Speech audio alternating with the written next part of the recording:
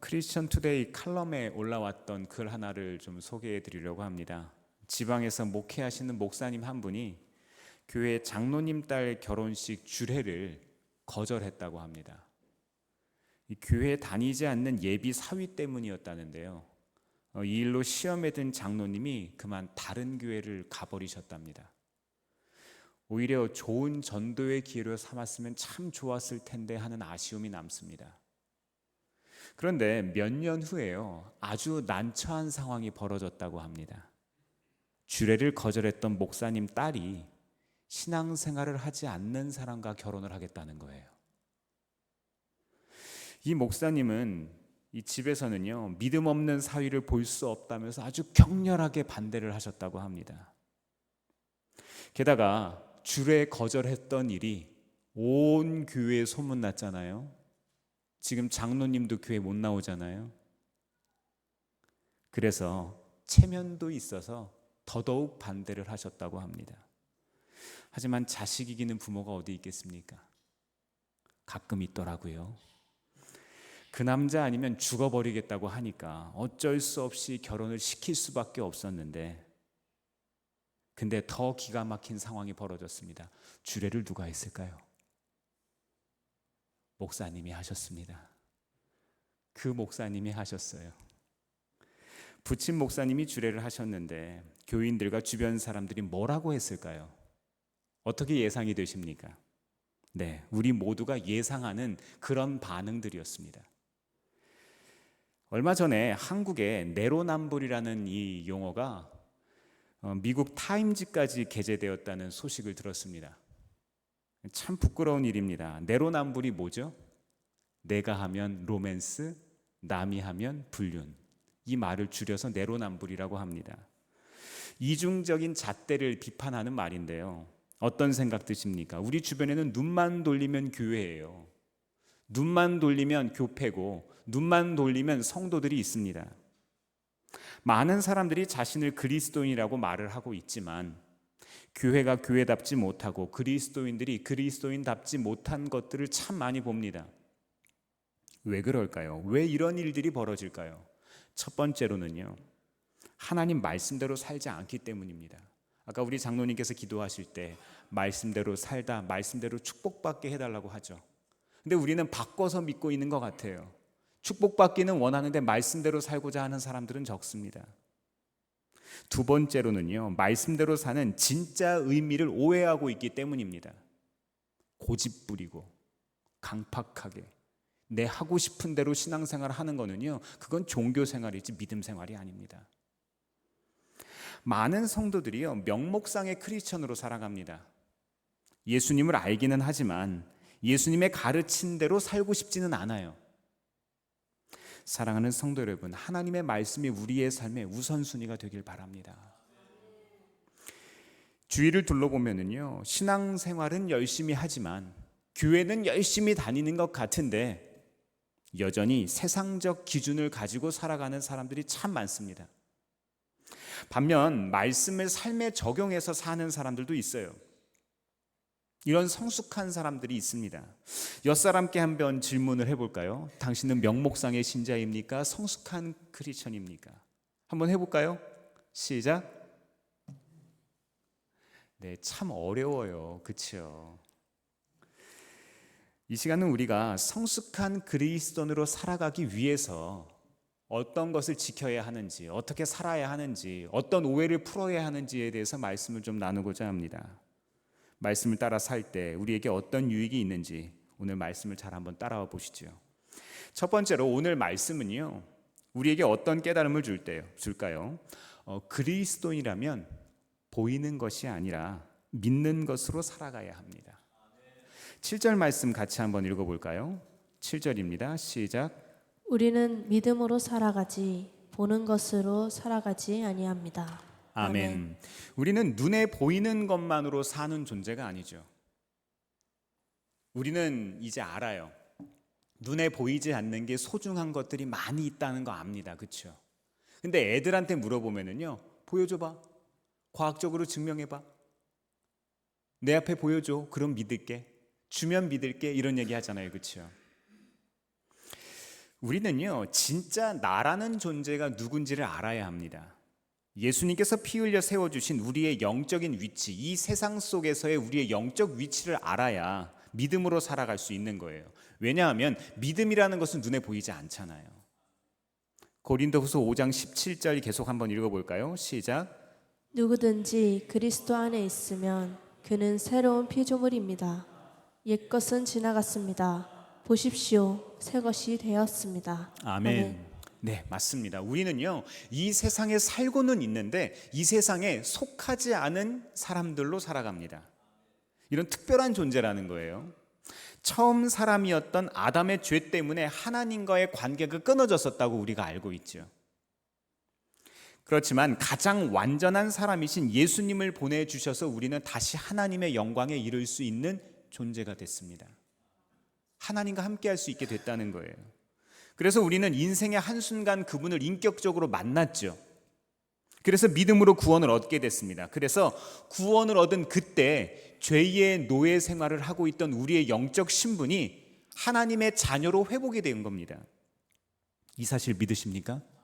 그렇다면 우리는 하나님의 자녀가 맞습니다.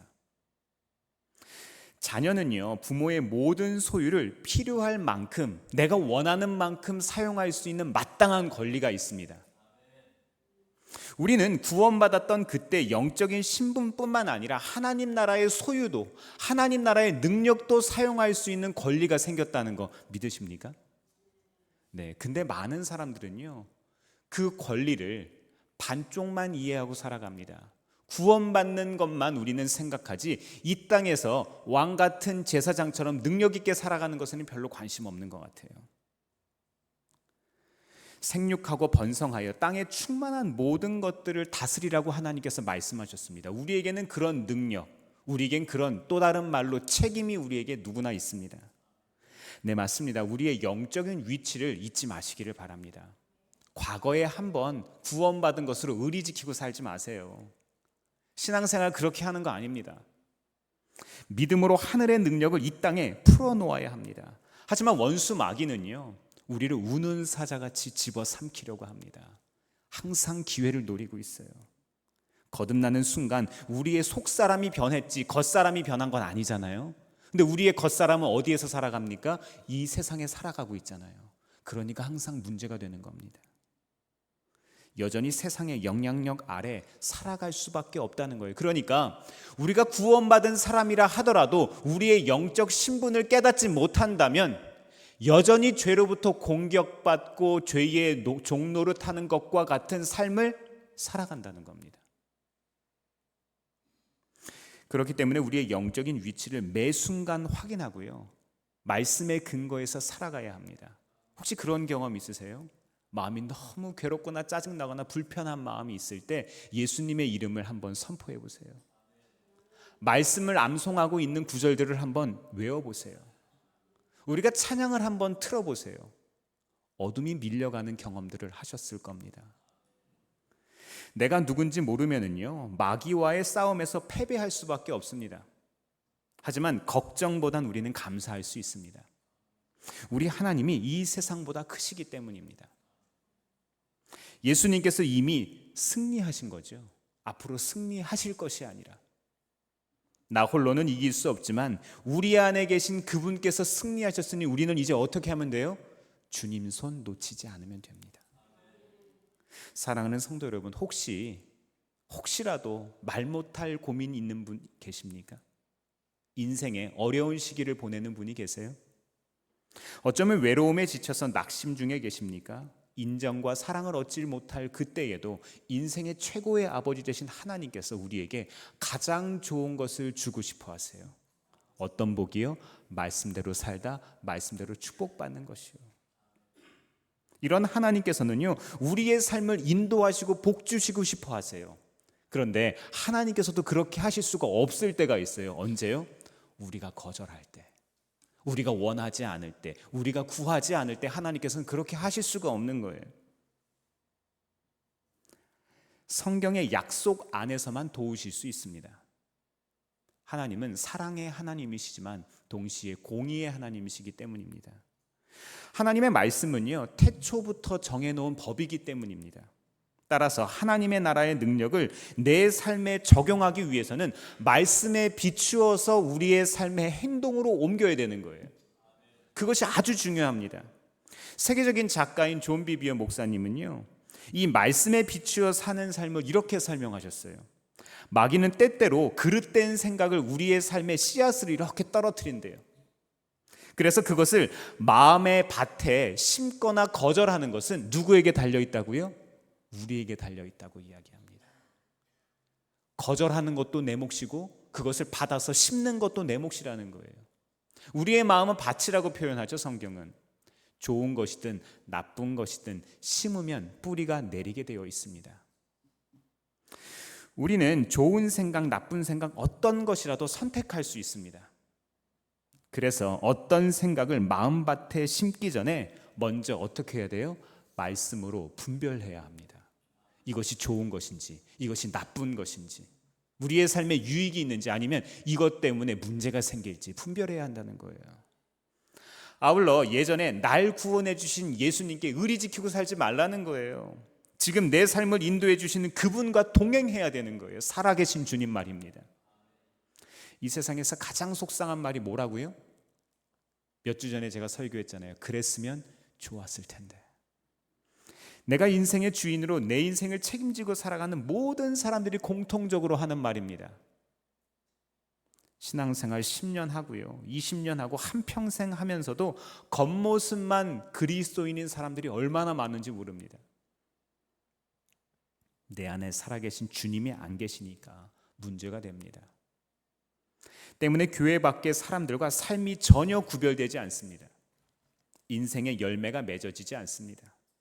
빛과 소금이 되기는커녕 손가락질 당하는 일들이 생기는 거예요.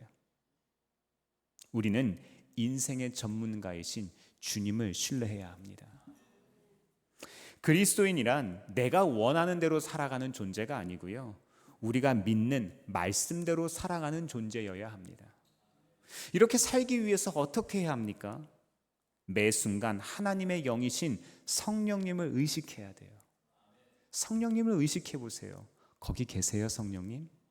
안녕하세요, 성령님? 나 뭐 먹을까요, 성령님? 이렇게 한번 물어보세요. 사람에게는 겉사람과 속사람이 있다고 성경은 이야기를 합니다. 겉으로 보이는 우리 모습이 있고 우리 속에 있는 우리의 또 다른 존재, 진짜 우리 된 존재를 이야기하는 거죠. 그 중에 예수님을 그리스도로 믿을 때 거듭난 것은 어떤 부분입니까? 우리의 속사람이죠. 그렇죠? 따라서 우리는 속사람의 음성을 따라서 사는 훈련을 해야 돼요. 그것을 가리켜서 교회 밖의 사람들은요, 속사람을 양심이라고 이야기합니다. 그리고 우리 교회 안에 있는 우리들은요, 내적 증거 혹은 영적 확신이다, 영적인 음성이다, 이렇게 이야기를 합니다. 하지만 불신자들과 우리들의 내적 증거는요, 근본적인 차이가 있습니다. 불신자들의 속사람에서는요, 하나님의 영이 없기 때문에 선을 추구하고 바른 길을 가고자 하는 마음은 있지만 그것이 불완전할 수밖에 없어요. 왜요? 하나님께로 가는 그 다리가 끊어졌잖아요. 어떤 때는 올바른 판단을 하지만 그릇된 판단을 할 때도 있습니다. 불신자들도요, 자기의 삶에 인생의 철학을 가지고 성실하게 살아갈 때 사회적인 성공을 거두는 일들을 종종 봅니다. 그렇죠? 그것은 하나님께서 창조하신 사람으로서의 속성이 있기 때문에 그런 거예요. 그러나 그것이 어떻다고요? 불완전하다고요. 하지만 우리가 거듭나는 그 순간 속사람 가운데 성령께서 내주하시기 시작하시죠. 하나님이 함께 하신다, 이 말입니다. 우리가 기도할 때 속사람이 영적인 호흡을 하고 그 속사람의 음성을 통해서 성령께서 말씀하세요. 때로는 생각으로, 때로는 느낌으로, 때로는 사람들을 통해서 하나님께서 말씀하실 때 깨달아지는 거야. 아, 이거 하나님께서 말씀하시는구나, 나에게 인도를 이렇게 해주시는구나 라고 알게 됩니다. 이렇게 속사람의 음성에 순종하는 연습을 계속 하다 보면은요, 우리의 삶에 선명해지는 경험들을 합니다. 아, 하나님이 이걸 기뻐하시는구나, 하나님께서 이걸 싫어하시는구나, 이것들을 분명하게 알게 된다는 겁니다. 그래서 순종하는 연습을 하다 보면 모든 일들에 하나님의 완전한 인도하심이 있게 됩니다. 사랑하는 성도 여러분, 하나님의 말씀에 우선순위를 두기를 바랍니다. 눈에 보이는 상황이 아니라, 내 경험이 아니라, 다른 사람 말이 아니라 하나님의 말씀대로 한번 움직여 보세요. 한번 순종해 보세요. 모든 사람이 아니라고 해도 말씀이 맞다고 하면 한번 해보세요. 우리는 하나님의 말씀의 기준에 살아갈 때 우리는 복을 얻게 됩니다. 진리를 알지니 진리가 너희를 자유롭게 하리라. 자유를 경험하고 싶으십니까? 진리를 잡을 때 우리는 자유해질 수 있습니다. 이렇게 말씀대로 살다 말씀대로 축복받는 우리 모두가 되시기를 바랍니다. 두 번째로 오늘 말씀은요, 우리에게 어떤 깨달음을 줄까요? 참 그리스도인이라면요, 선물보다 선물 주시는 분을 좋아해야 돼요. 오늘 어린이날이잖아요. 선물도 많이 준비했고 어저께 장식도 하고 아이들을 맞이하기 위해서 여러 가지 게임도 준비했습니다. 근데 아이들이 와서 정작 선생님을 좋아하고 사랑하고 이렇게 안기면은요, 그렇게 기쁠 수가 없어요. 저는 우리 교회 어린이들이 100명, 200명 되는 게 아니기 때문에 아이들이 오면은 다 머리를 쓰다듬어주고 다 안아줍니다. 그런데요, 아이들을 그렇게 안아주면 얼마나 좋은지 몰라요. 아이들이 어떤 줄 아세요? 미안하다 얘들아, 쟤네들만 해도요 안아주면 이렇게 해요. 근데요, 어린이부 아이들은요 안아주면 이렇게 안겨요. 달라요. 마음을 다해서 안기는 거예요. 그렇죠? 마음을 다해서 안아주면 마음을 다해서 안깁니다.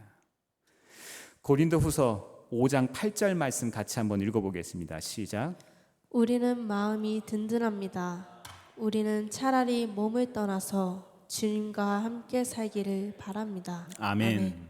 바울은요, 얼마나 주님이 좋은지 차라리 몸을 떠나서 주님과 함께 살았으면 좋겠다 이렇게 이야기합니다.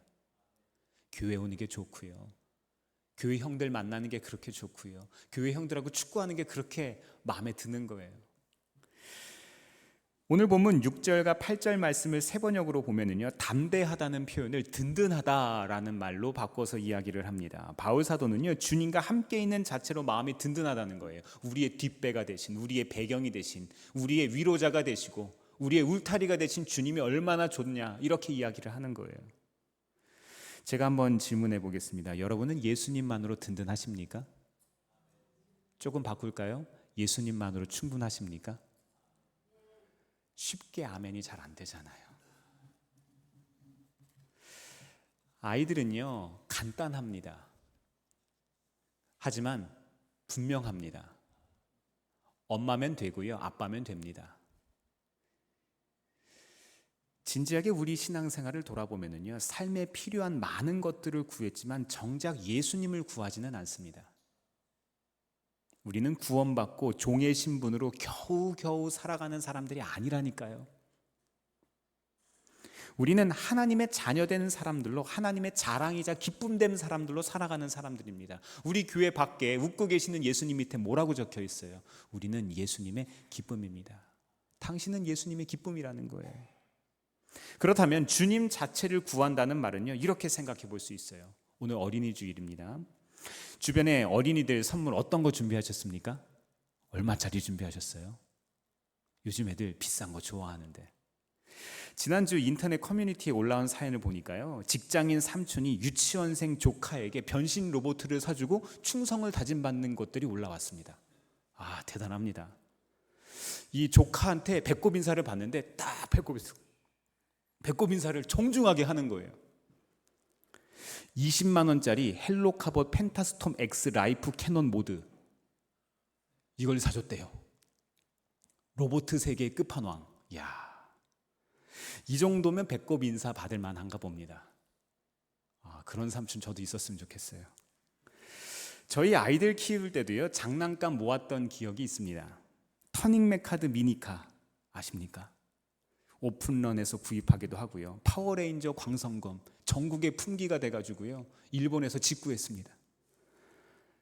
유난을 떨었습니다. 우리 어렸을 때 생각해 봐도요, 한때 인기 있던 물건들 참 많았습니다. 유행이 돌고 돕니다만, 야, 요즘 애들 이거 나 어렸을 때 이거 갖고 놀았는데 다시 유행을 하는 것들이 있어요. 그리고 또 무엇이 기억납니까? 장난감 통에 철진한 장난감들이 쌓여져 있던 것들도 기억합니다. 다 때가 있습니다. 아무리 인기 있는 장난감도 유행이 지나고 시간이 지나면은요, 망가지고 가지고 놀지 않습니다.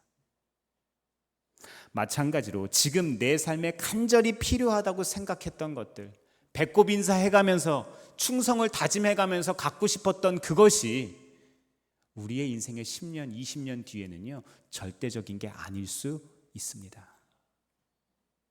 우리가 살아가는데 절대적인 것이 아니기 때문에 시간이 흐른 뒤엔 기억도 나지 않습니다. 진짜 자녀는요, 아빠를 사랑하지 아빠가 사주는 장난감을 더 좋아하진 않습니다. 이처럼 이 땅에 속한 것들은요, 우리를 진정 행복하게 하거나 우리의 삶을 진정 채워주지 못합니다. 요한복음 3장 35절에서 6장 35절에서 예수님은 이런 말씀을 하셨어요. 예수께서 이르시되 나는 생명의 떡이요 내게 오는 자는 결코 줄이지 아니할 터이요 나를 믿는 자는 영원히 목마르지 아니하리라.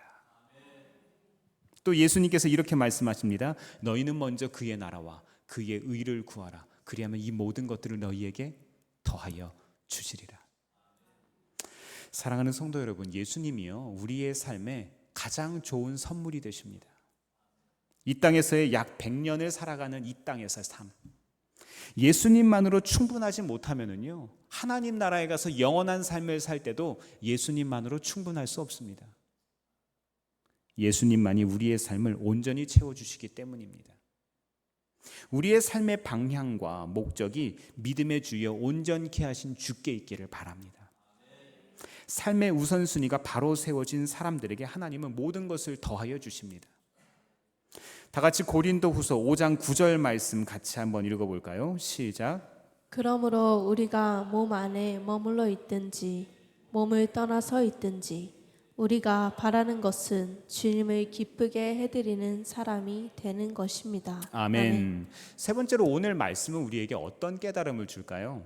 성숙한 그리스도인이라면 무엇보다 하나님의 기쁨된 삶을 살아야 합니다. 하나님을 기쁘시게 하기 위해서는 뭐가 필요하다고 성경은 말합니까? 히브리서 11장 6절 말씀은요, 믿음이 없이는 하나님을 기쁘시게 할 수 없나니 하나님께 나아가는 자는 반드시 그가 계신 것과 또한 그가 자기를 찾는 자들에게 상 주시는 이심을 믿어야 할지니라. 이렇게 이야기합니다. 네, 그렇죠. 하나님을 기쁘시게 하기 위해서는 뭐가 필요하다고요? 믿음이 필요합니다. 그렇다면 믿음은 구체적으로 무엇이고 어떻게 생길 수 있을까요? 우리가 잘 아는 예, 직장 성과금이 100만 원 들어왔다고 한번 생각해 보시죠. 100만 원 너무 적어요? 조금 더 쓸까요? 200? 만족스럽지 않으세요? 반응이 없으시네요. 1000만 원 정도 할까요? 네, 1000만 원 하겠습니다. 뭐 기왕 쓰는 거 많이 쓰죠 뭐. 네, 1000만 원이 들어왔습니다. 그런데 이 사실을 아무도 모릅니다. 아내도 모르고 부모님도 모르고 친구들도 모릅니다. 나만 압니다. 어떠세요? 마음이 두근대십니까? 어디다 쓸까? 뭐 할까? 뭐 살까? 누구한테 줄까? 어디다가 저축할까? 많은 생각 들겠죠. 이것도 하고 싶고 저것도 하고 싶습니다. 1000만 원이면 당장 내가 할 수 있는 일들에 대한 견적 나오죠. 이때 우리에게는 1000만 원만큼의 믿음이 생긴 거예요. 1000만 원으로 할 수 있는 일들을 사회적인 약속에 의해서 우리의 과거의 경험을 통해서 배운 거잖아요. 어려서부터. 우리는 경험으로 1000만 원의 위력을 압니다. 가짜 종이 1000장은 아무런 힘이 없지만 10,000원권 종이 1000장에는 능력이 있는 거 압니다. 믿음이란 이와 같습니다. 하나님의 자녀라면은요, 말씀에 기록된 약속이 우리의 삶에 역사한다는 것을 믿어야 돼요. 어려서부터 우리의 신앙의 초년생 그때부터 점점 훈련을 하다 보면, 말씀대로 선택하고 말씀대로 살아가는 훈련을 하다 보면 어떻게 되는 거예요? 아, 진짜 내가 기도했더니 되네. 내가 하나님 앞에 예배하고 내 삶을 구별했더니 진짜로 되네. 이런 것들을 경험하는 거예요. 믿음이란 내게 있는 문제보다 더 큰 존재를 인정하고 받아들인다는 거예요. 우리 문제보다 우리의 상황보다 크신 주님을 인정하고 받아들이시기를 바랍니다. 그렇다면 바른 믿음은 어떻게 생기게 될까요? 바울 사도는 로마서 10장 17절에서 이렇게 말합니다. 믿음은 들음에서 생기고 들음은 그리스도를 전하는 말씀에서 비롯된다. 말씀이죠. 말씀에 우리의 삶의 바탕, 기준을 둬야 한다는 겁니다. 말씀을 들어야 한다는 거예요. 때로는 찬양의 가사를 통해서 우리가 은혜를 받습니다. 때로는 설교자의 설교를 통해서 우리가 은혜 받아요. 때로는 우리가 말씀을 읽다가 우리는 은혜를 받기도 합니다. 그렇게 우리는 말씀과 가까이 할 때 믿음의 뿌리가 깊어집니다. 그렇게 뿌리가 깊어졌을 때 우리에게 뭐가 생깁니까? 바른 분별력이 생기는 거예요. 또한 진짜 믿음 가진 사람은요, 인생의 고난과 어려움을 당할 때 모든 것들을 넉넉하게 감당합니다. 저는요, 저녁에 잘 때 아이들에게 가끔 이런 기도를 해줍니다. 하나님, 오늘 속상하거나 상처받은 것이 있다면 그것을 통해서도 선을 이루어 주세요. 저는 이런 기도해요. 사랑하는 여러분, 좋을 때만 함께하고 힘들 때 도망가는 건 사랑 아닙니다. 우리는 하나님과 근로 계약을 맺고 조건적인 관계를 맺은 게 아니에요.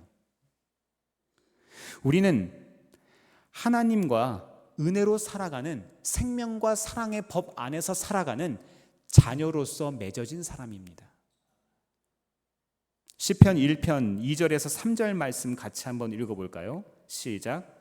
오로지 주님의 율법을 즐거워하며 밤낮으로 율법을 묵상하는 사람이다.